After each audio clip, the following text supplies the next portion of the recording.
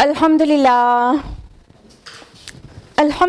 رب العالمین والصلاة والسلام علی رسولہ الکریم وعلی آلہ واصحابہ اجمعین اما بعد اعوذ باللہ من الشیطان الرجیم بسم اللہ الرحمن الرحیم شہر رمضان الذی انزل فیہ القرآن ھدی للناس وبینات من الہدی والفرقان بسم اللہ الرحمن الرحیم رب اشرح لی صدری ویسر لی امری واحلل عقدۃ من لسانی یفقہوا قولی۔ میرے عزیز سامعات، آپ سبھی کا درس قرآن مجید میں تہہ دل سے خیر مقدم ہے۔ السلام علیکم ورحمۃ اللہ وبرکاتہ۔ کیسے ہیں آپ سبھی لوگ؟ الحمدللہ۔ میری ہمیشہ کی طرح آج بھی دعا ہے کہ اللہ تعالیٰ آپ کو اچھا رکھے، صراط مستقیم پر رکھے، اللہ تعالیٰ دنیا اور آخرت دونوں کی کامیابی اور خوشیوں سے نوازے، آمین۔ تو جزاک اللہ خیرہ۔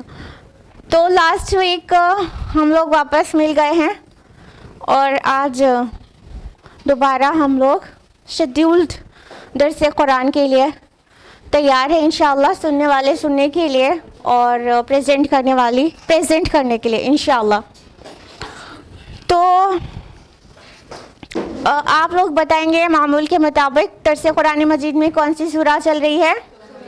سورہ مریم۔ لاسٹ ویک ہم لوگوں نے کس آیت تک کیا تھا سورہ مریم کی؟ 72، بالکل صحیح۔ تو لاسٹ ویک ہم لوگوں نے آیت نمبر 64 سے 72 تک تفصیل سے جانا تھا، جس کا ریویژن کراتے ہوئے آپ کو آیت نمبر 73 آنورڈز آج ہم لوگ تفصیل سے جانیں گے انشاءاللہ۔ تو ریویژن کے لیے تیار وہ لوگ، خصوصاً جو لوگ لاسٹ ویک نہیں موجود تھے یہاں پر، اور عموماً وہ سبھی لوگ جو لوگ موجود بھی تھے، تاکہ وہ ردم میں آ جائے آپ کا جو لاسٹ ویک کا تھا وہ بھی آپ سن سکیں واپس۔ اعوذ باللہ من الشیطان الرجیم بسم اللہ الرحمن الرحیم۔ آیت نمبر 64 ہے، ہم لوگ صرف ٹرانسلیشن لیں گے۔ اے نبی صلی اللہ علیہ وسلم، ہم نازل نہیں ہوتے مگر آپ کے رب کے حکم سے، اسی کے اختیار میں ہے جو ہمارے آگے ہے اور جو ہمارے پیچھے ہے اور جو کچھ اس کے درمیان ہے، اور آپ کا رب بھولنے والا نہیں ہے۔ کیا بتایا تھا لاسٹ ویک کہ کس کا قول ہے؟ بالکل جبریل علیہ السلام کا، یعنی جو ملائکہ کے سردار ہیں وہ واضح کر رہے ہیں کہ اے نبی، آپ کا ذوق و شوق اپنی جگہ ہے کہ آپ کو بہت مشتاق رہتے ہیں آپ مجھ سے ملنے کے لیے، یعنی جبریل امین سے ملنے کے لیے، لیکن ہم لوگوں کی اپنی مرضی سے کچھ بھی نہیں کر سکتے۔ آپ کے رب کا جب حکم ہوتا ہے کہ ہم آپ سے ملیں تب ہم آپ سے آ کر ملتے ہیں۔ اس پہ شرک کا رد ہو گیا ہے، اور تفصیل سے ہم نے آپ کو لاسٹ ویک بتایا تھا کہ شرک کا رد کس طرح سے ہوا ہے، یعنی فرشتوں کو اللہ کی بیٹیاں جانتے تھے وہ، اور ان سفارشی سمجھتے تھے، تو فرشتوں کے اپنے ہاتھ میں تو کچھ ہے ہی نہیں، اختیار تو کچھ بھی نہیں ہے ان کے پاس۔ آیت نمبر 65 ہے، پورا ہے آسمانوں کا اور زمین کا اور اس کا جو ان دونوں کے مابین ہے، بس آپ اسی کی عبادت کریں اور جمے رہیں اس کی عبادت پر۔ کیا آپ جانتے ہیں کوئی اس کا ہم نام یا ہم سر؟ تو یہ اسی بات کا ایکسٹینشن ہے، دوسری طرح سے پھر کہا جا رہا ہے کہ اللہ تعالیٰ ہی کے پورا اختیار ہے زمین اور آسمان کا، اور اختیار کلی صرف اور صرف اللہ تعالیٰ کے پاس ہے، نہ فرشتوں کے پاس اور نہ اللہ کے دوسری مخلوق کے پاس اور نہ ہی نیک بندوں کے پاس۔ آیت نمبر 66 ہے، اور انسان کہتا ہے کہ جب میں مر جاؤں گا تو پھر سے زندہ کر کے نکال لیا جائے گا مجھے۔ آیت نمبر 67 ہے، کیا انسان یہ بات یاد نہیں کرتا کہ ہم نے ہی اسے پیدا کیا تھا اس سے پہلے جبکہ وہ کچھ بھی نہیں تھا؟ یعنی جو مشرکین بعث بعد الموت پر ایمان نہیں رکھتے تھے، وہ بار بار سوال کرتے تھے کہ ایسا کیسے ہو سکتا ہے کہ ہم ہڈی اور چورا چورا ہو جائیں اور پھر ہمیں نکال لیا جائے زندہ کر کے، ایسا کیسے ہو سکتا ہے؟ تو اللہ تعالیٰ یہاں پر جواب دے رہے ہیں کہ کیا وہ اس کو یاد نہیں ہے اپنی پیدائش کی، وہ کیا تھا؟ کچھ بھی نہیں تھا، اور پھر اللہ تعالیٰ نے اسے پیدا فرما دیا۔ تو اس کے لیے کیا مشکل ہے کہ جس نے آؤٹ آف نتھنگ کسی چیز کو پیدا فرما دیا ہو تو وہ اس کو ریوائیو کر دے اور اس کو دوبارہ زندہ کر دے اور اس کی بونس اسمبل کر دے۔ آیت نمبر 68 کا ٹرانسلیشن ہے، تو آپ کے رب کی قسم ہم ضرور جمع کریں گے انہیں اور تمام شیطانوں کو بھی، پھر ہم ضرور حاضر کریں گے انہیں جہنم کے گرد گھٹنوں کے بل گرے ہوئے۔ یہ شیطان کیا صرف جنوں والے شیطان ہیں؟ इंसानों वाले शैतान भी और जिन्नों वाले शैतान भी। आयत नंबर 69 है, फिर हम ज़रूर छांट कर निकालेंगे हर गिरोह में से हर उस शख्स को जो उनमें सबसे ज़्यादा सख्त था रहमान के ख़िलाफ़ सरकशी में।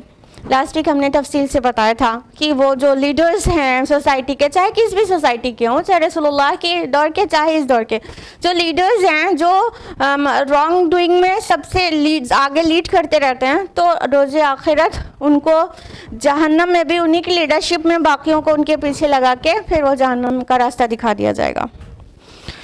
आयत नंबर 70 है, फिर हम खूब जानते हैं उन लोगों को जो उसमें दाखिल होने के लायक होंगे।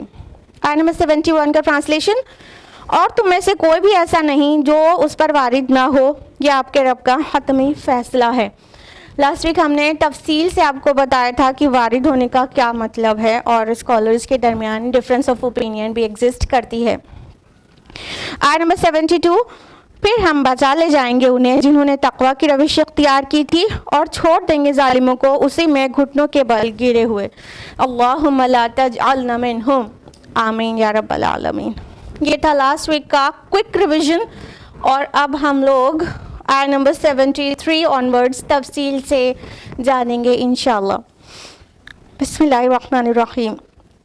वइज़ा तुतला अलैहिम आयातुना बय्यिनातिन क़ालल्लज़ीना कफ़रू लिल्लज़ीना आमनू अय्युल फ़रीक़ैनि ख़ैरुम मक़ामन व अहसनु नदिय्या। और जब उन्हें पढ़कर सुनाई जाती हैं हमारी रोशन आयात, तो ये काफिर अहले ईमान से कहते हैं कि देखो दोनों गिरोहों में से किसका मकाम बेहतर है और किसकी मजलिस अच्छी है। देखिए, गौर करिए कि अल्लाह के नबी सल्लल्लाहु अलैहि वसल्लम जो पैगाम पेश कर रहे थे अपने मुखातब जो थे, आपके मुखातब अव्वल अहले अरब को, तो क्या पेश कर रहे थे? अल्लाह ताला के आयातुना, अल्लाह ताला की आयात, उसकी आयात रसूलुल्लाह पेश कर रहे थे। तो अल्लाह ताला फरमा रहे हैं कि जब उन्हें हमारी आयात पढ़कर सुनाई जाती हैं, यानी कुरान हकीम में अल्लाह ताला ने जो हिकाम नाजिल किए, जो नवाही नाजिल की, वो उन आयात को पेश करके रसूलुल्लाह सल्लल्लाहु अलैहि वसल्लम हक़ की तरफ बुला रहे थे। तो वो क्या कहते थे? तमस्खुर के अंदाज में रिडिक्यूल करते थे रसूलुल्लाह और सहाबा को, और क्या कहते थे कि देखो हमारे और तुम्हारी मजलिसों में किसकी मजलिस बेहतर है। यहाँ पे लफ्ज़ नदी क्या आया है? नदी का माना होता है कि meeting of high level executives, जो बहुत बड़े बड़े एग्जीक्यूटिव्स होते हैं, जब सोसाइटी के बहुत माने जाने लोग, बड़े मान दान रखने वाले लोग और अमीर लोग होते हैं, और जिसको वाइट कॉलर पीपल भी कहते हैं, उन लोगों को, ऐसे लोगों की मीटिंग को नदी कहते हैं। तो अल्लाह ताला फरमा रहे हैं कि हाँ, वो कहते हैं कि किसकी नदी, किसकी मीटिंग्स बेहतर हैं। हमारे पास इतने बड़े बड़े लोग, अबू जहल भी है, वलीद बिन मुगीरा भी है, और बड़े बड़े दौलतमंद है, अपने आप को बहुत ज़्यादा मगरूर लोग, जो जिनके अंदर तकब्बुर और गुरूर है, वो लोग उनकी मीटिंग्स में है। और रसूलुल्लाह सल्लल्लाहु अलैहि वसल्लम की मीटिंग किन पर मुश्तमिल है? खब्बाब बिन अरद, अम्मार बिन यासिर, बिलाल हबशी, सुहैब रूमी रज़ियल्लाहु अन्हुम अजमईन।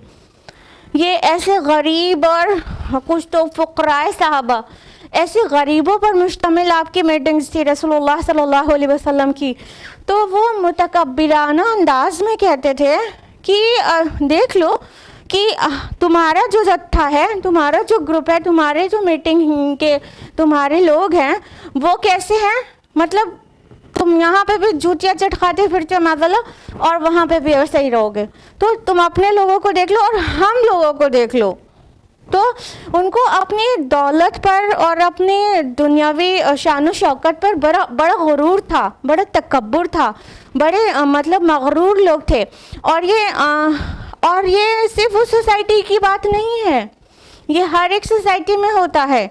आज की सोसाइटी में भी, आज देखो पूरी दुनिया वेस्ट की तरफ देखती रहती है, यानी वो ये समझती है गोया कि डेवलपमेंट और प्रोग्रेस और अपलिफ्टमेंट का जो मतलब मेयार है वो वेस्ट है, मगरिब है, مغربی تہذیب ہے، اور یہ دنیا پرست اور آخرت فراموش قوموں کی اندھا دھند تقلید کو انسان اپنی ترقی کا ذریعہ سمجھ رہا ہے اور واحد ذریعہ سمجھ رہا ہے کہ ان کی طرح کرو تو ہم ترقی یافتہ نظر آئیں گے، اور وہ یہ نہیں دیکھتے کہ ان کی طرح یعنی ویسٹ مغرب کو ہم فالو کرتے ہیں تو وہاں کی حقیقتیں کیا ہیں. مطلب وہ مغربی تہذیب بالکل کولیپس ہونے کو ہے، وہ اپنی موت مرنے کو ہے، وہ ویسی نظر نہیں رکھتے.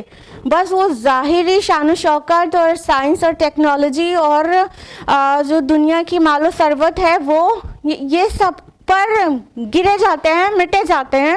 اور انڈینز بھی اور مسلم بھی، افسوس کی بات ہے مسلم امہ بھی وہی معیار سمجھتی ہے کہ کتنے مال و دولت میں کون کتنا زیادہ ہے اور دیکھنے دکھانے میں لگژریز میں کون کتنا زیادہ ہے.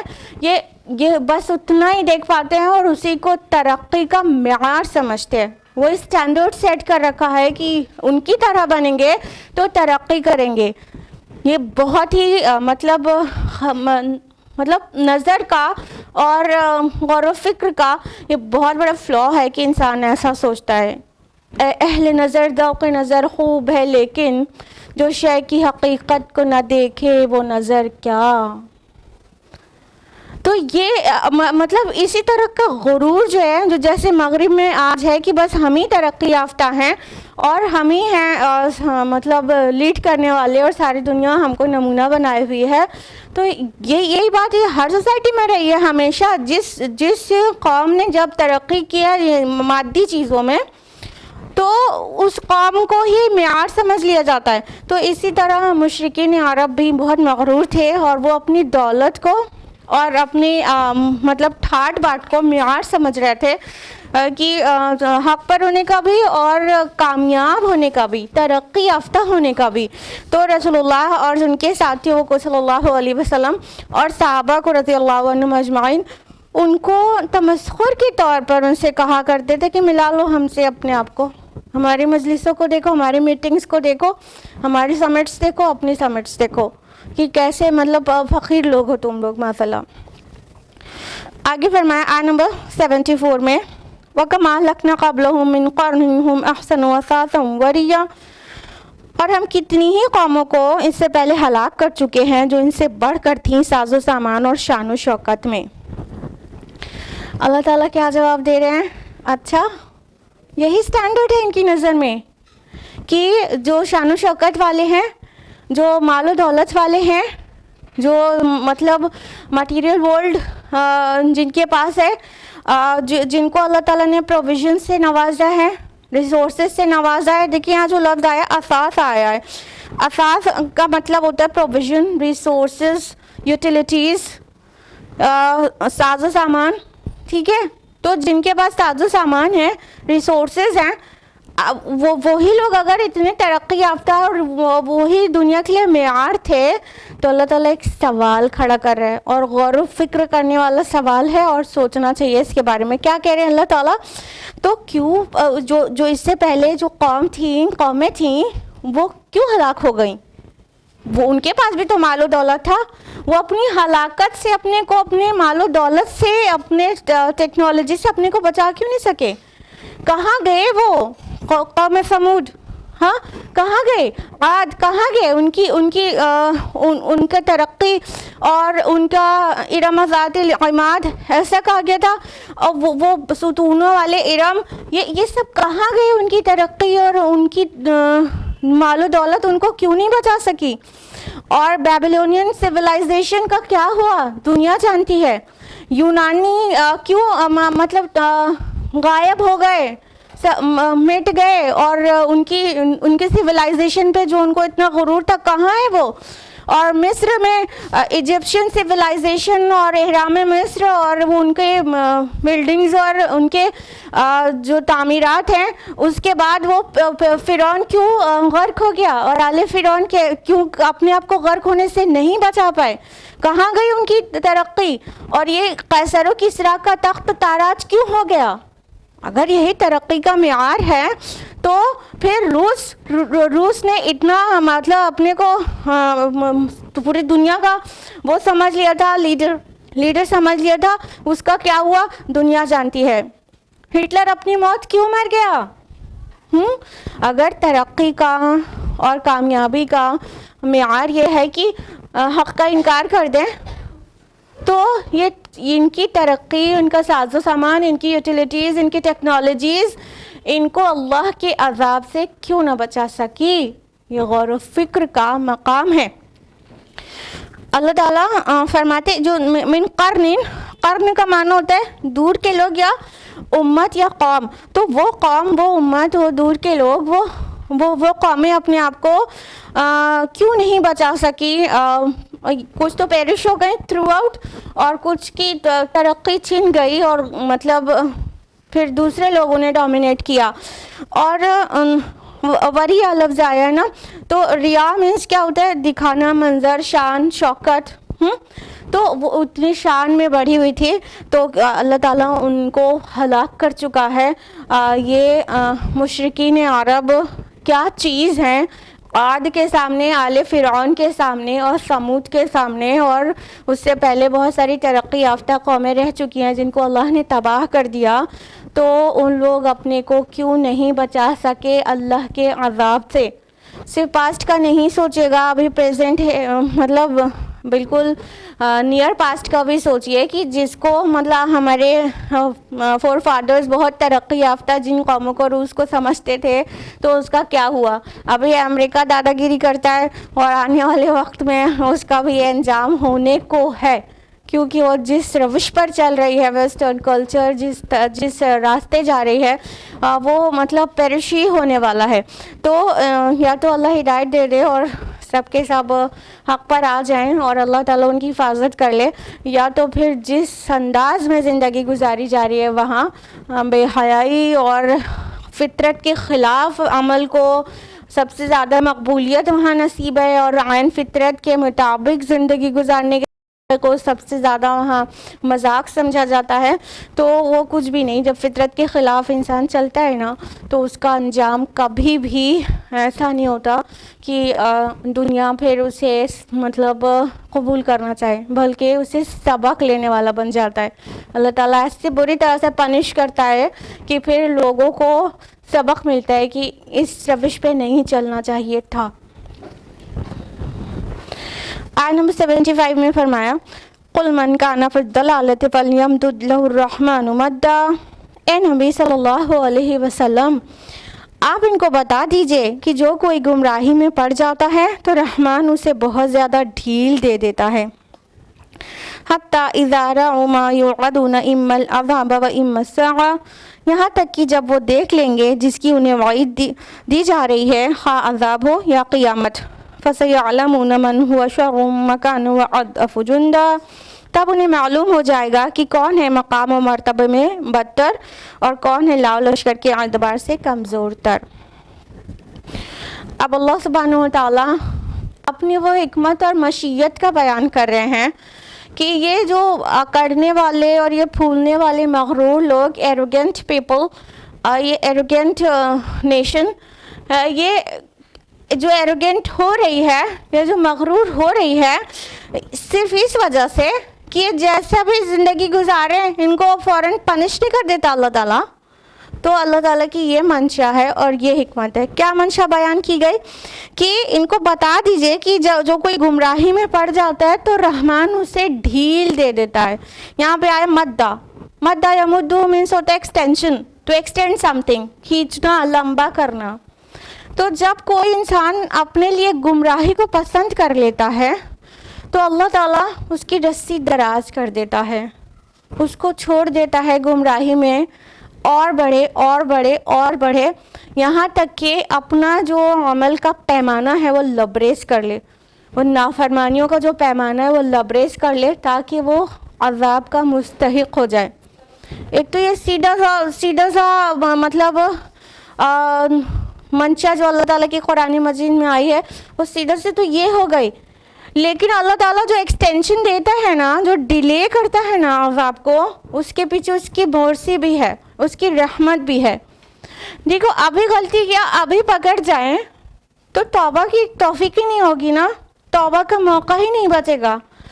تو اللہ تعالیٰ جو یہ ایکسٹینشن دیتا ہے کہ اپنا مہلت عمل پورا ہونے کے بعد ہی پکڑیں گے, تو وہ مرسی اس طرح سے ہے کہ اس کے بعد کہیں پہ کسی دن توبہ کی توفیق ہو سکتی ہے. ہاں, اللہ کی طرف پلٹ سکتا ہے انسان. عمر رضی اللہ عنہ نے شروعاتی 5 سالوں میں رسول اللہ کا انکار کیا. ان 5 سال کے بیچ میں جتنی گستاخیاں کی تھیں اسی وقت پکڑ جاتے تو یہ مطلب سیکنڈ کیلف بن نہیں پاتے, اور ملت کو جو فائدہ ان سے پہنچا ہے وہ ہو نہیں پاتا. تو یہ ایکسٹینشن اللہ تعالیٰ کی رحمت کا بھی مظہر ہے. اور اگر کسی نے گمراہی کو ہی اپنے لیے چوز کر لیا ہے تو وہ یہ سمجھ لے کہ اللہ تعالیٰ کی چھوٹ جو ہے اس کے گناہوں کا پیمانہ بھر جانے کے لیے ہے, تاکہ وہ پوری طرح سے اپنے کو جہنم کا مستحق بنا لے, اور روز آخرت جب اس کا کچا چٹا کھول کے اس کے سامنے رکھا جائے اس کے اعمال کا, تو بس پھر وہ آرگیومنٹ نہ کر سکے کہ مجھے کیوں پنش کیا جا رہا ہے جہنم میں, مجھے جہنم کی خبر فیصلہ کیوں سنایا جا رہا ہے. تو اللہ تعالیٰ فوراً نہیں پکڑتا, یہ اس کی سنت ہے کہ مہلت دیتا ہے.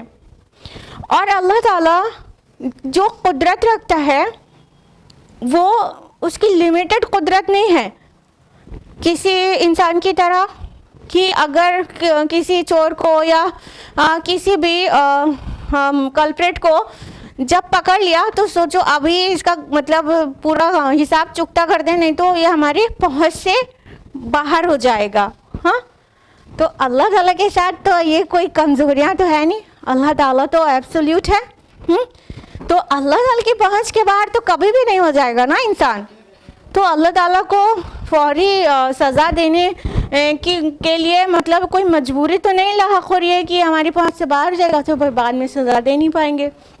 تو اللہ تعالیٰ جب بھی چاہے گا وہ اپنی طرف پلٹا لے گا, اور اس کے اللہ کی طرف پلٹنے کے علاوہ کسی بھی انسان کے پاس کوئی آپشن موجود نہیں ہوگا, اسے پلٹنا ہی ہوگا اللہ کی طرف. تو اللہ سبحانہ تعالیٰ ڈھیل دیتے ہیں, چھوڑتے ہیں تاکہ اور گناہ کر لو اور غلطیاں کر لو, یا تو توبہ کر لو اور پلٹ جاؤ اللہ تعالیٰ کی طرف.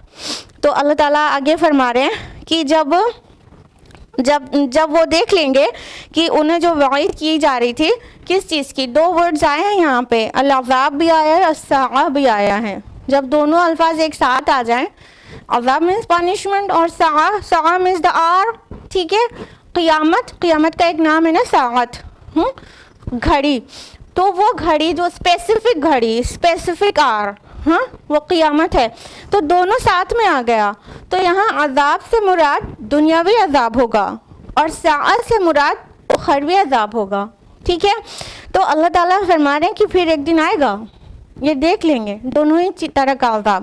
دنیا کا عذاب کیا ہوگا, جس طرح قوم لوط نے نہیں مانا, اللہ تعالیٰ نے انہیں صفایا کر دیا ان کا, ہاں, اور سمود نے نہیں مانا, عاد نے نہیں مانا, آل فرعون نے نہیں مانا, اللہ تعالیٰ نے ان کو مٹا دیا, ہاں, نسیم منسیہ کر دیا. تو یہ تو ہو گیا جو کیش پنشمنٹ ہو گئی, دنیاوی عذاب. لیکن ابھی معاملہ پورا چکتا نہیں ہوا.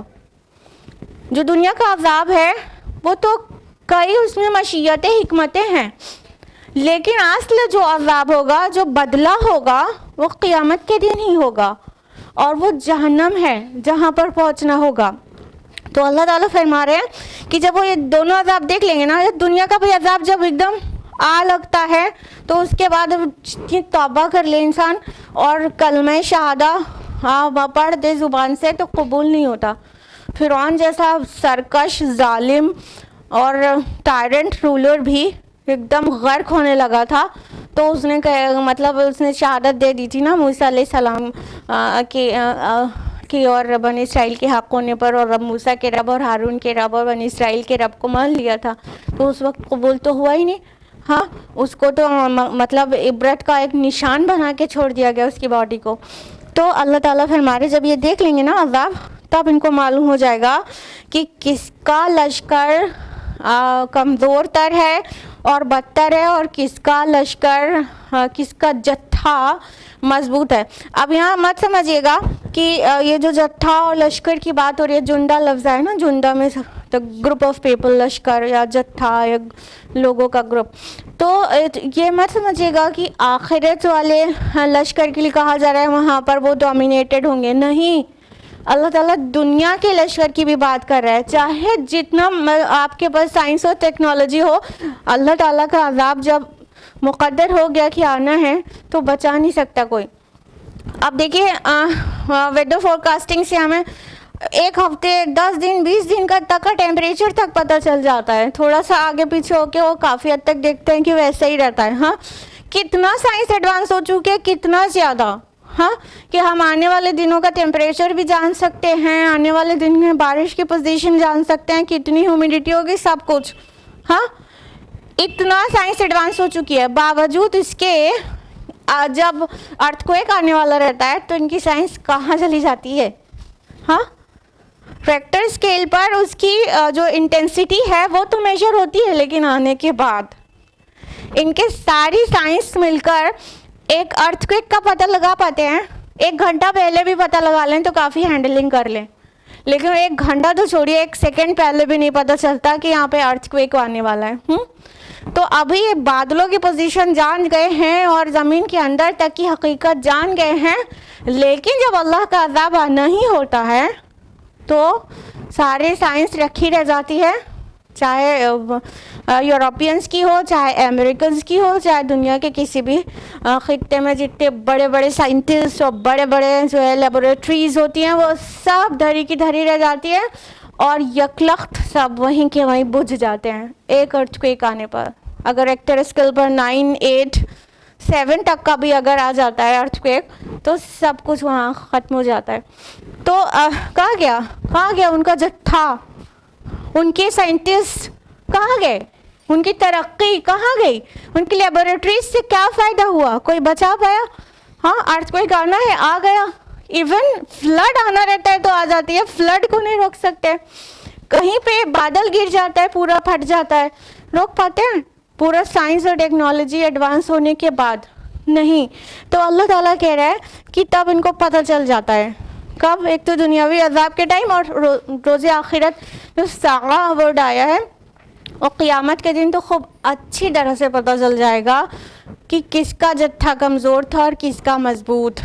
और जिनका ये मजाक उड़ा रहे हैं ना, जिसको फैनेटिक कह रहे हैं ना, ये मुस्लिम्स या फैनेटिक पीपल, वो फैनेटिक पीपल वो कितनी इज्जत और आबरू से अपने रब के यहाँ मकाम पाएंगे और किस इज्जत से उनका हिसाब होगा, बहुतों का बगैर हिसाब जन्नत में डाला जाएगा, और किस एहतराम के साथ फरिश्ते उनको अपने साथ जन्नत में लेके जाएंगे.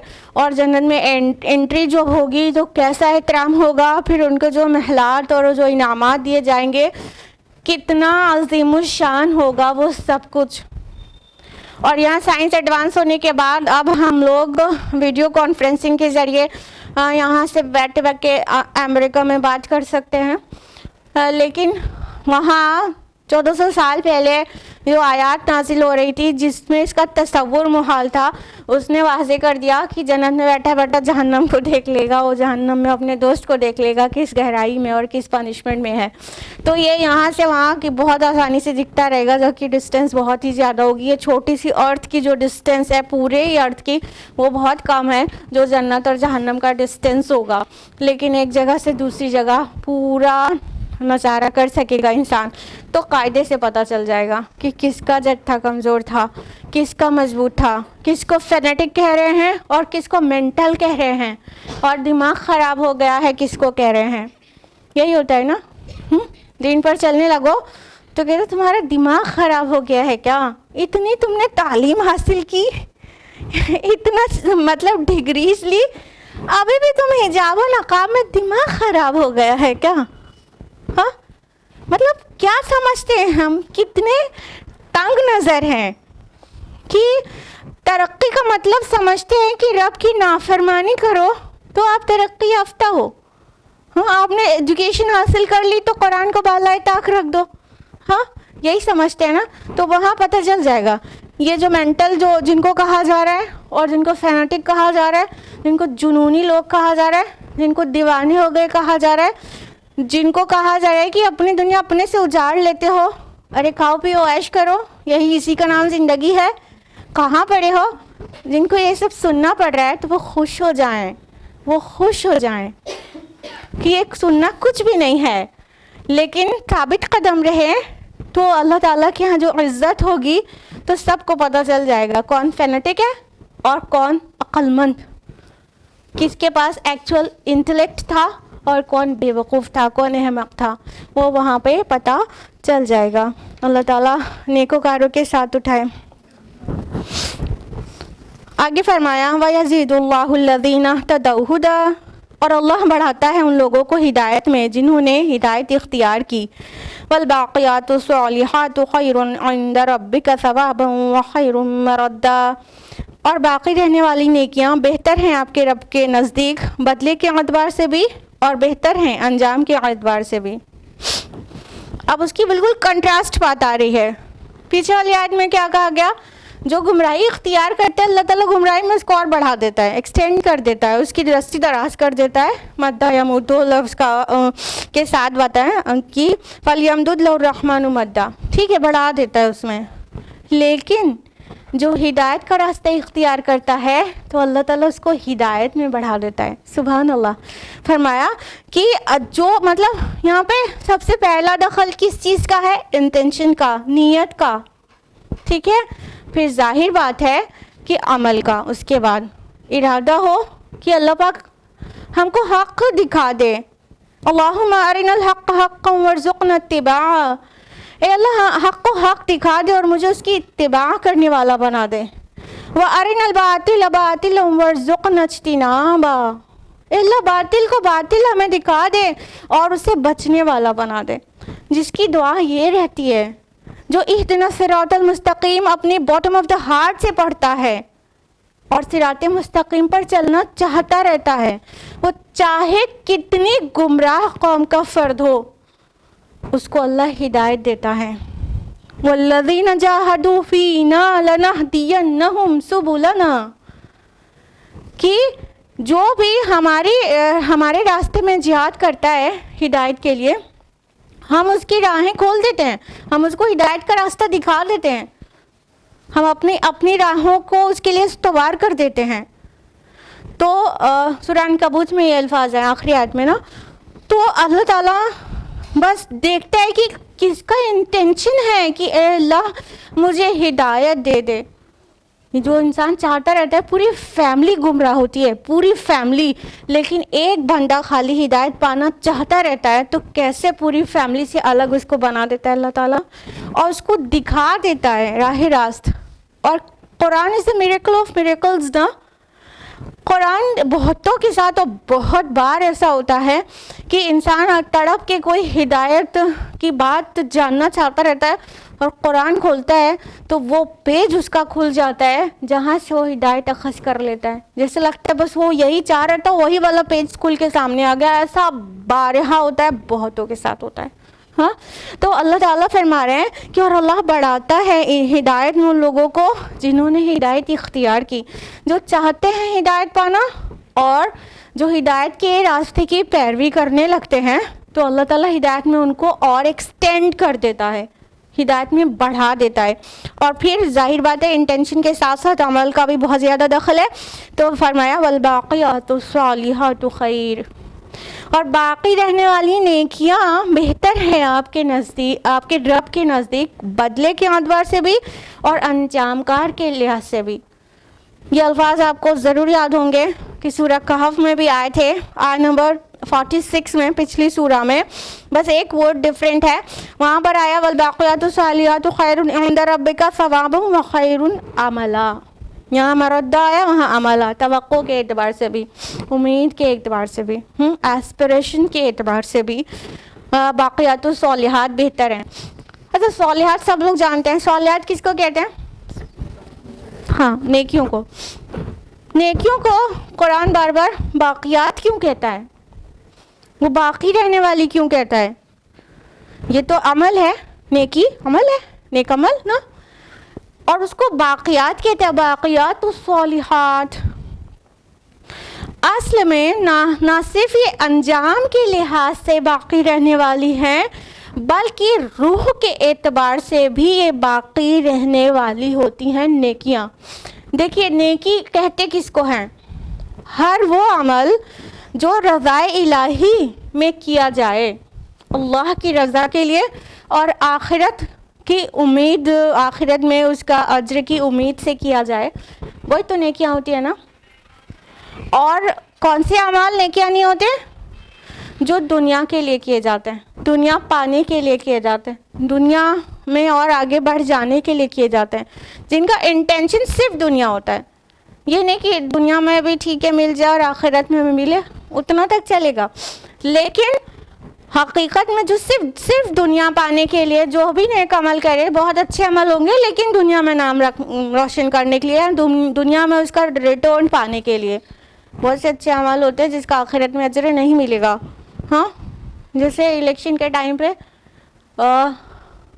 منسٹر صاحب اور نیتا صاحب سفید لباس پہن کر، ایک دم کڑک کرتا پہن کر سلمس میں نکل جاتے ہیں، وہاں کے بچوں کو گود میں اٹھا لیتے ہیں، بظاہر بڑی نیکی نظر آ رہی ہے، مگر جب پتہ چلتا ہے کہ یہ کنوینسنگ کے نہیں نکلے ہیں تب سمجھ میں آ جاتا ہے کہ یہ نیکی نہیں ہے، یہ ووٹ بینک ہے۔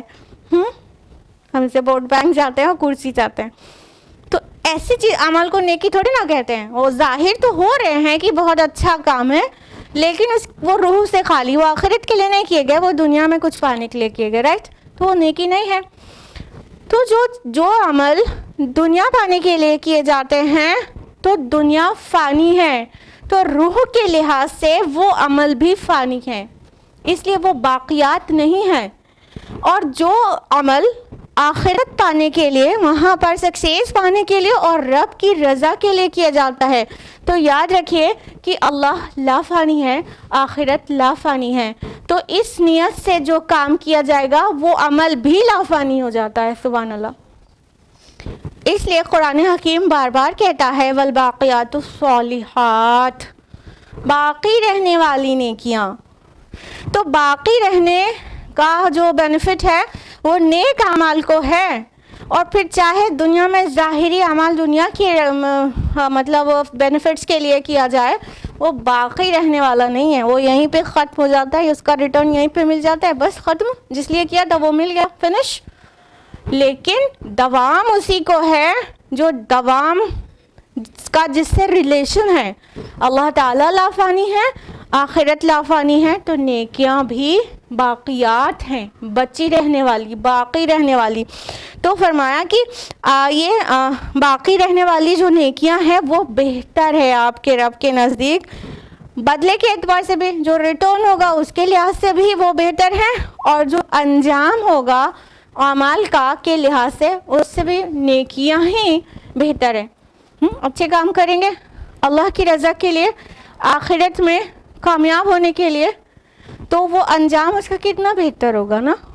یہ تو چھوٹی سی زندگی ہے اور یہ سب کچھ فنا کے گھاٹ اتر جانا ہے، پھر وہاں پہ کتنی خوشی ہوگی، چاہے ہم نے یہاں کتنے ہارڈ شپ سہ کر وہ عمل کیا تھا، لیکن جب وہاں پر وہ نیکیوں کا ہم پہاڑ دیکھیں گے اس ایک عمل سے جو یہاں پر کیا تھا، تو کتنا خوش ہو جائیں گے کہ بہت اچھا ہوا کہ ہم نے یہ کام کیا، سختیاں پڑی تھیں، تانے سننے پڑے تھے، لیکن ہم بالکل فرم ڈٹرمنیشن کے ساتھ اس کو کر پائے تھے، تو کتنا اچھا کیا تھا۔ تو انجام کے لحاظ سے بھی وہ بہتر ہے، اور روح کے لحاظ سے بھی وہی صالحات بہتر ہے، کیونکہ وہ باقی رہنے والی ہے۔ سورہ لیل میں آپ لوگ پڑھتے ہوں گے، سورہ نمبر 92 آیت نمبر 5 to 10 میں فَأَمَّا مَنْ آتَى وَاتَّقَى وَصَدَّقَ بِالْحُسْنَى فَسَنُيَسِّرُهُ لِلْيُسْرَى، جس نے دیا، اللہ کی راہ میں دیا اور تقوی اختیار کیا اور حق کی تصدیق کی، تو ہم بھی اس کو سیدھے راستے، آسانی والے راستے کے لیے اس کی راہیں ہموار کر دیں گے۔ وَأَمَّا مَنْ بَخِلَ وَاسْتَغْنَى وَكَذَّبَ بِالْحُسْنَى فَسَنُيَسِّرُهُ لِلْعُسْرَى، اور جس نے کنجوسی کی، بخل کیا اور بے پرواہی کی اور نیکی کو جھٹلایا، حق کو جھٹلایا، تو ہم اسے سختیوں والے راستے کی توفیق دیں گے، وہ سختیوں سے گزرے گا۔ تو نیکیاں آسانی کی طرف لیڈ کرتی ہیں، اور گناہ اور بخیلی اور نافرمانی مشکل کی طرف لیڈ کرتی ہے، مشکلات پیدا کرتی ہے۔ اور یہ صرف آخرت میں نہیں ہے، نیکی کرنے والے اور غور و فکر کرنے والے جانتے ہیں کہ دنیا میں بھی اس کا ریٹرن ملتا ہے۔ نیکی 10 طرف پھیلتی ہے اور پلٹ کے اپنی طرف بھی آتی ہے، پورے میں پھیل کے وہ اپنی ہی طرف آتی ہے۔ مثال لے لیجئے، مان لیجئے کسی کو اللہ نے عطا کیا ہے مال و دولت سے، ٹھیک ہے، اس نے کسی یتیم کی پرورش کر دی، اس کو تعلیم کا اہتمام کیا، اس کی ضروریات کو پورا کیا، ٹھیک ہے، تو وہ جو بڑا ہوگا تو سوسائٹی کے لیے ایک سود مند انسان بنے گا، بینیفیشل بنے گا سوسائٹی کے لیے، تو الٹیمیٹلی اس کا فائدہ آپ تک بھی پہنچے گا نا۔ اگر ایسے چھوڑ دیا جاتا، ایک یتیم کو ایسے چھوڑ دیا جاتا، وہ ادھر ادھر گلی میں گھوم کر بڑا ہوتا فٹ پاتھ پر، اور وہ اپنی بیسک نیڈس کو بھی پورا نہیں کر پاتا، تو پھر وہ ہو سکتا ہے آپ ہی کے گھر میں، آپ ہی کے محلے میں ڈاکہ ڈالتا اپنی ضروریات کو پورے کرنے کے لیے، تو اس کا نقصان آپ تک پہنچا نا، ہاں، لیکن وہ بینیفیشل پرسن بنا، آپ نے اسے پڑھایا لکھایا، تربیت دی، تعلیم دیا، وہ سوسائٹی میں عزت دار زندگی گزارنے لگا، تو وہ انجینئر بنا، تو ہو سکتا ہے کہ آپ کے گھر میں بہت اس کا فائدہ پہنچا ہو، آپ کے محلے میں اور پوری سوسائٹی کو نا، سمجھ رہے نا۔ کوئی بھی نیک کام ہوتا ہے تو وہ 10 طرف پھیلتے ہوئے اپنی طرف بھی ریٹرن ہوتا ہے، اور کوئی بھی لاپرواہی اور گناہ اور جرم کا ارتکاب ہوتا ہے تو وہ بھی پلٹ کے اس کا نقصان اپنے اوپر پڑتا ہے کہیں نہ کہیں، ڈائریکٹلی یا indirectly, depends on the situation, ٹھیک ہے۔ تو یہ ہے باقیات الصالحات کی ہوڑ ہونی چاہیے کہ ارے وہ اتنی نیکی کا کام کرتی ہے، مجھے بھی کرنا ہے، کیونکہ یہی باقی رہنے والی ہے۔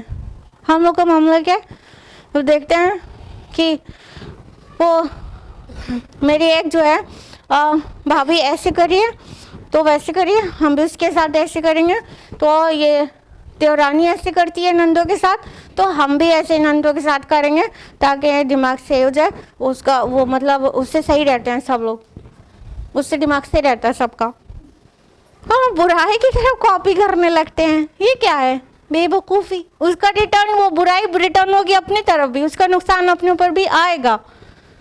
تو دنیا اور آخرت دونوں کے اعتبار سے مفید چیز یہ ہے کہ نیکی کے کام کیے جائیں، اور مضر چیز یہ ہے کہ گناہ کے کام کیے جائیں۔ اور مت سمجھیے کہ اللہ تعالیٰ فوراً نہیں پکڑ رہا ہے تو اس کے ریکارڈ سے کچھ باہر ہو گیا، یا ہم خود ہی اس کے پکڑ سے باہر ہو گئے، معاذ اللہ۔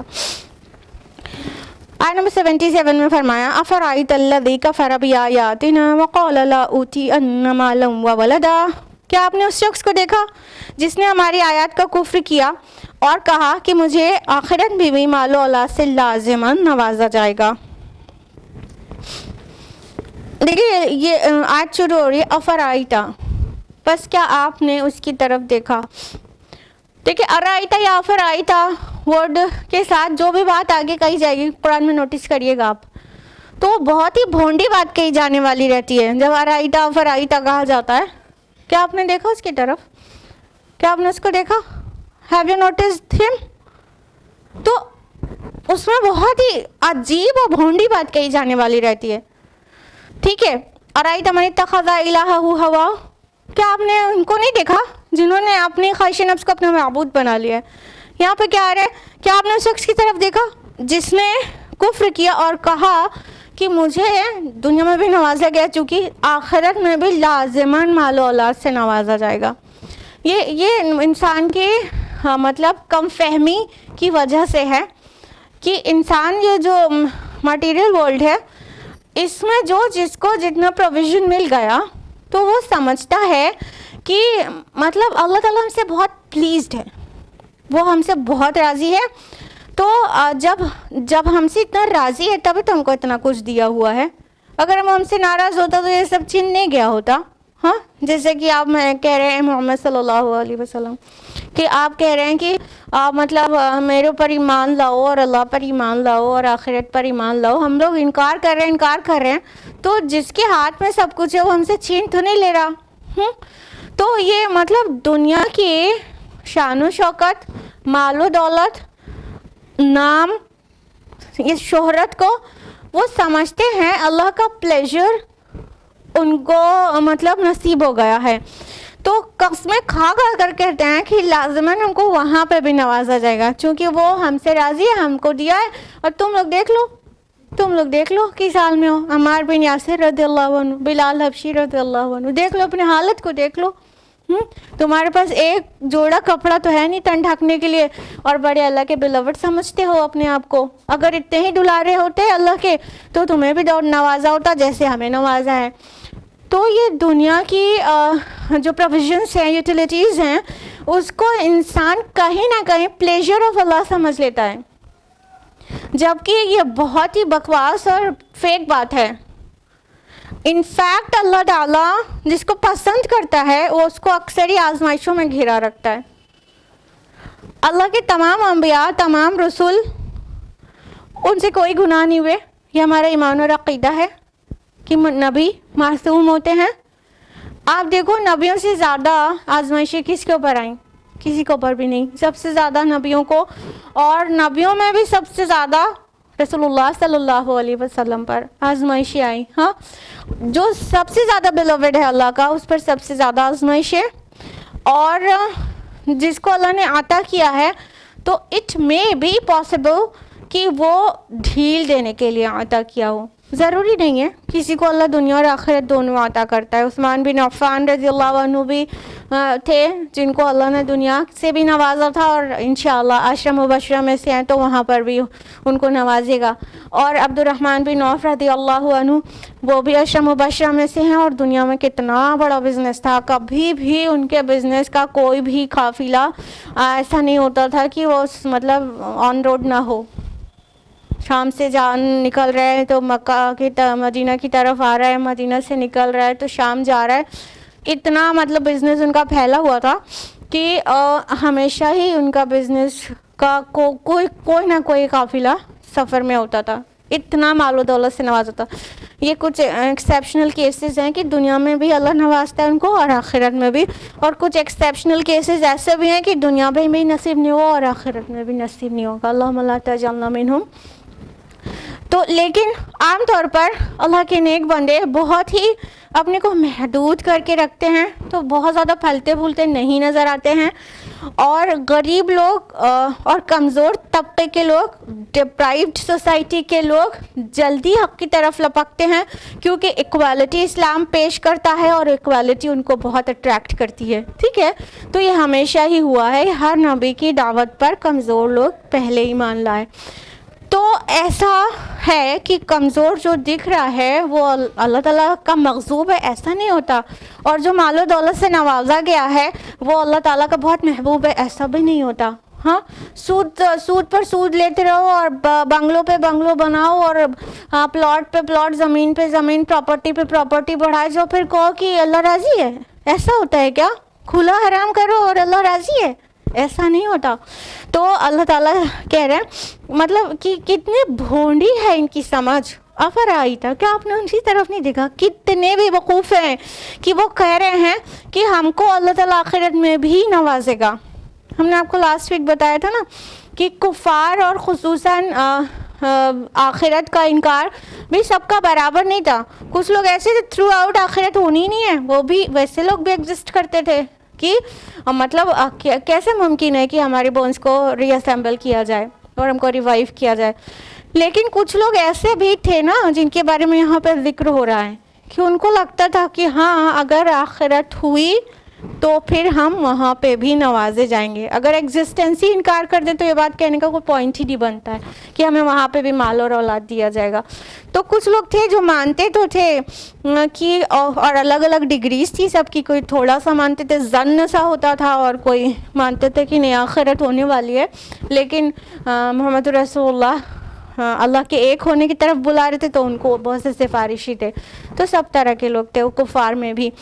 تو ان لوگوں سے کہا جا رہا ہے کہ جن کو لگتا تھا کہ آخرت ہوگی تو اگر ہوئی بھی تو وہاں پہ بھی ہمیں نوازا جائے گا. جیسا کہ سورہ کہف پچھلی سورہ کے آیت نمبر 36 میں وہ جو دو باغ تھا جس انسان کے پاس شاندار، اس کا بھی یہی جواب تھا کہ میں تو نہیں سمجھتا کہ قیامت برپا ہونے والی ہے، لیکن اگر بالفرض ہوئی بھی تو مجھے اسی طرح دنیا کی طرح وہاں پہ بھی نوازا جائے گا. بالکل وہی بات یہاں پر بھی آ رہی ہے کہ وہ کہتے ہیں کہ مجھے وہاں لازماً نوازا جائے گا. تو اللہ تعالیٰ کہہ رہے ہیں ان کی غلط فہمی ہے، یہ تلکا امانی کیوں ہم، یہ تو ان کی خواہشات ہیں، خواہشات ان کی امانی ہے، یہ ان کی وشفل تھنکنگ ہے کہ یہاں پہ اللہ نے دیا ہے تو لازماً وہاں پہ بھی دے گا. تو کسی ایسے کی طرف نظر نہ کریے گا کہ اس کا گھر کتنا شاندار ہے اور کتنے ماڈلز کی کارز ہیں اس کے پاس. تو اللہ تعالیٰ نے بڑی عنایت کی ہے بھیا اس کے اوپر. ہاں بڑی نظریں اٹھ جاتی ہیں ایسوں کی طرف کہ کیا نوازا اللہ نے. تو اللہ نے نوازے، اس کے دل کا تقویٰ کیسا آپ کو نہیں پتا. اللہ راضی ہے کہ نہیں وہ اس بات کا سمبل نہیں ہے کہ اس کا بنگلو بہت خوبصورت ہے یا اس کے پاس لیٹسٹ ماڈلز کی کارز ایک دم لیٹسٹ ماڈلز کی اس کے بنگلوں میں ضرور کھڑی رہتی ہے. یہ اس بات کا سمبل ہرگز نہیں ہے کہ اللہ راضی ہے. اللہ نے دنیا میں رکھا ہے ٹیسٹ کرنے کے لیے. الذی خلق الموت والحیات لیبلوکم ایکم احسن عملا. ایوری نوز نا، سورہ ملک آیت نمبر 2. تو ٹیسٹ کرنے کے لیے تو اللہ کچھ دے کر آزماتا ہے اور کبھی کچھ لے کر آزماتا ہے، دونوں طرح سے ٹیسٹ ہے. تو یہاں کی جو لگژریز ہیں اور یہاں کی مال و دولت، یہاں کی یوٹیلیٹیز، یہاں کی ٹیکنالوجی، یہاں کا پروویژن، ان سب کو ٹیسٹ ہی سمجھیں. قرآن اس کو پروف نہیں کرتا کہ دنیا میں جس کو اللہ نے نوازا ہے اس کا مطلب ہے کہ اللہ اس سے راضی ہے. اپروو نہیں کرتا. تاریخ اسلام سے آپ واقف ہوں تو دیکھ لیجئے کہ دنیا میں فقراء صحابہ میں سے جو لوگ تھے وہ کیسے مطلب عالی شان محلوں میں ہوں گے جنت میں. علی رضی اللہ عنہ بہت غریب صحابی تھے. عمار بن یاسر، سمیہ رضی اللہ عنہ شہید ہو گئے ہیں اللہ تعالیٰ کی راہ میں. وہ سب غلام طبقے کے لوگ. بلال حبشی رضی اللہ عنہ، اللہ کے رسول نے کہا کہ مطلب میں تمہاری جوتیوں کی آہٹ جنت میں ہم نے اپنے آگے میں نے سنی ہے. سبحان اللہ. کیا دنیا میں پوزیشن اور کیا آخرت میں پوزیشن. سبحان اللہ. تو ایسا انسان بہت ہی بے وقوف احمق ہے جو یہ سمجھتا ہے کہ دنیا میں نوازا گیا تو ہمیں لازماً آخرت میں بھی نوازا جائے گا. اطلع الغیب ام اتخذ عند الرحمن عہدا، کیا وہ غیب پر مطلع ہو چکے ہیں یا اس نے رحمان سے کوئی عہد لے رکھا ہے. اب دیکھیے اس میں کتنا بڑا طنز ہے کہ اچھا یہ کہتا ہے کہ مجھے دنیا میں نوازا گیا ہے تو آخرت میں بھی نوازا جائے گا. اچھا اس کی اس تھنکنگ کے پیچھے اس کے یہ جو اس نے اپنا مغالطہ تیار کیا ہے اس کے پیچھے ایویڈنس کیا ہے؟ کیا اس کے پاس کوئی یہ غیب کے پردے چیر کر دیکھ آیا ہے کہ وہاں پہ بھی اس کے لیے محل بنا ہوا رکھا ہے، حوریں اس کا انتظار کر رہی ہیں ویلکم کرنے کے لیے؟ غیب کے پردے کو کھول کے وہ دیکھ کر آیا ہے جو اس نے ایسا کانسیپٹ اپنا ڈیولپ کیا ہے، یا تو پھر اللہ رحمان سے کوئی عہد ہے، اس کا کوئی پرومس اللہ تعالیٰ نے اس سے کیا ہے کہ تمہیں ضرور دیں گے، تم مطمئن رہو. ہے تو پیش کرے.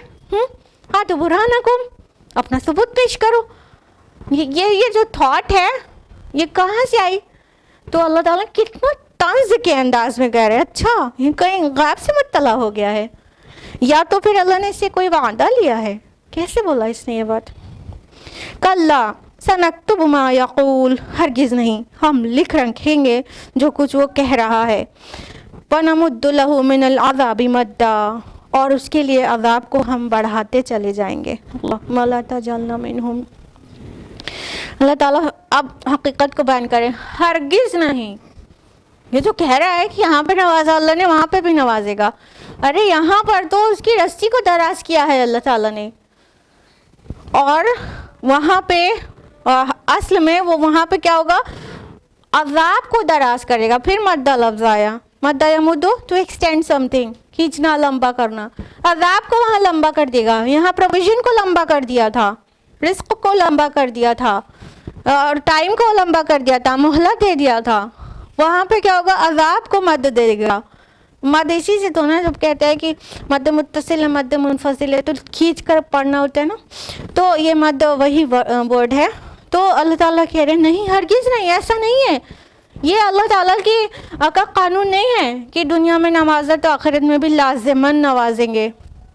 اور بہت سارے لوگ دل برداشتہ ہوتے ہیں کہ اتنی رب کی مانو, اتنا نمازیں پڑھو, اتنے روزے رکھو, پھر بھی فائنینشیل کنڈیشن سدھرتی نہیں. یہ کوئی سٹینڈرڈ نہیں ہے, سٹینڈرڈ نہیں ہے. بہت ممکن ہے دنیا میں بہت تنگی سے رہنا پڑے, لیکن جو دل کا تقویٰ ہے اس کی وجہ سے اللہ راضی ہو, وہاں ساری تنگی دور ہو جائے گی. وہ تنگی کی جگہ نہیں ہے, جنت نعمتوں کی جگہ ہے. تو دل برداشتہ ہونے کی ضرورت نہیں ہے. اللہ کے اس قانون کو خوب اچھی طرح سے سمجھیں, اور اگر فائدہ چاہیے تو باقیات الصالحات میں اضافہ کریں انشاءاللہ. وَنَرِثُهُ مَا يَقُولُ وَيَأْتِينَ فَرْدًا, اور ہم وارث ہوں گے اس سب کچھ کے جس کا وہ ذکر کر رہا ہے, اور وہ آئے گا ہمارے پاس اکیلا ہی. اب اللہ تعالیٰ فرما رہے ہیں جس پر یہ پھولا جا رہا ہے, جس پر یہ اکڑ رہا ہے. اب ان لوگ کی بات کریں 1450 سال پہلے, تو یہ گھوڑے, یہ مویشی, یہ محل, یہ شان, یہ پرا باندھ کے نکلتا ہے. جب یہ نکلتا ہے تو پرا باندھ کے پورے غلام اس کے نکلتے ہیں. اور اس ٹائم کی بات کریں تو یہ لیٹسٹ ماڈلز کی کارز, اور یہ منسٹر جب کار میں نکلتے ہیں, ایک کار میں ایک سیٹ پہ بیٹھا ہوتا ہے بیچارہ, اور آگے اور پیچھے 50 کار کا قافلہ نکلتا ہے. اور جو دنیا کے میں رال ٹپکانے والے لوگ ہوتے ہیں وہ ایسے کر کے دیکھتے ہیں, ہاں کہتے ہیں کیا شان دی ہے اللہ نے, کیا نوازا ہے منتری جی کو. تو آج کے ایگزامپل لیں تو یہ کارز اور یہ بنگلو اور آئی فونز اسٹینڈرڈ اسٹیٹس سمبل ہے. آئی فون, ہاں ضرورت ہے کہ اسٹیٹس سمبل ہے. ارے فون ٹھیک ہے, آپ مطلب ٹیکنالوجی استعمال کرو اور اپڈیٹڈ رکھو اپنے کو, لیکن وہ اسٹیٹس سمبل آئی فون, آئی فون, ارے تمہارے پاس آئی, میرے پاس کہاں. ہاں تو آج کے ٹائم پہ جو کہیں یہ جو کچھ بھی اللہ نے نوازا, فرما رہے ہیں اللہ تعالیٰ ہم وارث ہوں گے, I'll inherit all these, ہمارے پاس واپس آ جائے گا, ہم نے دیا ہے تم کو, بس یوز کرنے کے لیے دیا ہے. مر جاؤ گے قبر میں لے کے جاؤ گے. وہ جو مصر میں ایک وہ عقیدہ تھا کہ ان کی ضرورت کی چیز قبر میں ڈال دیتے تھے, تو بے مطلب کا عقیدہ تھا نا. اور ابھی کسی کا بھی ایسا نہیں ہے کہ قبر میں سارا اس کا آئی فون اور اس کا آپ لوگ سوچیں گے آئی فون سے کیا ناراضگی ہے ہم کو. آئی فون سے ناراضگی نہیں, مگر چیزوں ضرورت کی چیزوں کو اسٹیٹس سمبل بنانے سے تھوڑی ناراضگی ضرور ہے. تو وہ کوئی بھی چیز انسان اپنے ساتھ نہیں لے جائے گا, قبر میں ساتھ میں دفن بھی کرتے ہیں تو لے کے نہیں گیا ایکچولی ساتھ, وہی 2 گز کفن کے ساتھ رخصت ہو گیا, کچھ بھی نہیں لے کے گیا. کس نے انہیریٹ کی؟ اللہ تعالیٰ نے, اسی نے دیا تھا, اسی کی طرف لوٹ گئی. تو فرمایا آئے گا وہ اکیلا ہی. اتنے غلام اور اتنے اس کے خدام ہیں, اور آج امبانیز کے اتنا 600 کا سٹاف ہے ان کے پاس ان کی سروس کے لیے. گھر کی بات کر رہے ہیں, آفس کی نہیں. گھر میں 600 کا سٹاف ہے, گھر کے اندر ان کی سروس میں لگے رہنے کے لیے 600 لوگ لگے رہتے ہیں. تو دنیا میں چاہے جتنے خدام ہم اپنے اراؤنڈ بچھا لیں اور وہ ہم کو زمین پہ پیر نہ رکھنے دیں, اور ہمیشہ ریڈ کارپٹ لگا دیں, اور اپنے لباس بچھا دیں, اس پہ سے چل کے چلے, آئے گا اکیلا ہی. کتنے خدام رکھے, کتنے سروس میں لوگوں کو رکھے, اکیلا آئے گا. عبرت کا مقام ہے. عبرت کا. جس چیز پر انسان پھول رہا ہے، وہ مال و دولت دنیا اور وہ رشتوں پیوند اور وہ ہیلپرز اور وہ بہت سارے سروس میں لگا اسٹاف، وہ سب کچھ کو چھوڑ کے اپنے رب کے سامنے جا کے کھڑا ہوگا تو اکیلا ہی. وَاتَّخَذُوا مِن دُونِ اللَّهِ آلِهَةً لِيَكُونُوا لَهُمْ عِزًّا، اور انہوں نے بنا رکھے ہیں اللہ کے سوا دوسرے معبود تاکہ وہ ان کے لیے مددگار بنے. یہاں پہ عزہ لفظ آیا، یہ عزت والا ایکچولی جس اردو زبان میں سمجھتے ہیں وہاں سے نہیں. العزیز ورڈ آپ نے ضرور سنا ہے. العزیز زبردست اللہ تعالیٰ کا ایک نام ہے نا. تو عزیز میں the one who is dominating ہوتا ہے نا. تو یہ اس سے ہے کہ انہوں نے اللہ تعالیٰ کے علاوہ بہت سارے معبود بنا رکھے ہیں، لیکن ان کے یہ مطلب یہ جو لوگ ہیں زبردست طاقتور، وہ سب ان کے کچھ بھی کام نہیں آئیں گے بلکہ انکار کر دیں گے. آگے بات کہی اللہ تعالیٰ نے، کلا سیکفرون بعبادتہم، ہرگز نہیں، وہ تو ان لوگوں کی عبادت سے انکار کر دیں گے. وَيَكُونُوا لَهُمْ عَلَيْهِمْ ضِدًّا، اور وہاں ان لوگوں کی مخالف ہو جائیں گے. یہ مضمون قرآن میں بارہا ریپیٹ ہوا ہے کہ ہاں جو بھی اللہ کے نیک بندوں کو اور فرشتوں کو جو اپنا سفارشی بنا کر بیٹھے ہیں، لوگ سوچتے ہیں یہ ہماری سفارش کریں گے، تو اللہ کے ہر ایک نیک بندہ جن کو پیر دستگیر اور نہ جانے کون کون سا پیر مرتیر لگایا جاتا ہے، وہ سب اللہ تعالیٰ کے ہم بیزاری ظاہر کر دیں گے کہ اے رب ہم ان کو پہچانتے بھی نہیں ہیں، اور کیا انہوں نے ہمارے بعد ہماری پرستش کی اور ہم کو سفارشی سمجھا، تو ان کو یہ دفع ہو جائے ہماری نظر کے سامنے سے، ہم ان کو پہچانتے بھی نہیں ہیں کہ ہم ان کی سفارش کریں گے. تو وہاں تو انکار کر دیں گے سب. وہ جو لوگ کو سفارشی سمجھا جاتا ہے وہ وہاں اعلان برات کر دیں گے. یہاں سمجھے بیٹھے ہیں کہ اللہ تعالیٰ کے سامنے ہٹ لگا کے بیٹھ جائیں گے، وہ کہیں گے ہمارے مریدین کو جب تک آپ نے نہیں بخشا اور جنت میں ہمارے ساتھ نہیں بھیجا تب تک ہم بھی جنت میں نہیں جائیں گے، جائیے. تو وہ یہ سین کریٹ کرے بیٹھے ہیں، وہاں وہ استغفار پڑھیں گے، کہیں گے تم سے کس نے کہا تھا کہ اللہ کے علاوہ کسی اور کی عبادت کرو یا کسی کو سفارشی سمجھو، ہم نے تو کبھی نہیں کہا تھا. وہ اعلان برات کر دیں گے اور انکار کر دیں گے اور مخالف ہو جائیں گے. تو یہ ہے وہ حقیقت جو پہلے سے لے کے آج تک لوگ کر رہے ہیں. اللہ تعالیٰ شرک سے بچائے، اللہ تعالیٰ غلط عقیدے سے بچائے، اور اللہ تعالیٰ قرآن مجید کے مطابق زندگی گزارنے والیاں بنا دے ہم سبھی کو. آمین. آج کے لیے اتنا ہے. اللہ تعالیٰ ہم سب کو قرآن مجید پڑھنے، سمجھنے، عمل کرنے، غیروں تک پہنچانے کی توفیق عطا فرمائے. آمین. وآخر دعوانا ان الحمد للہ رب العالمین. والسلام علیکم ورحمۃ اللہ وبرکاتہ.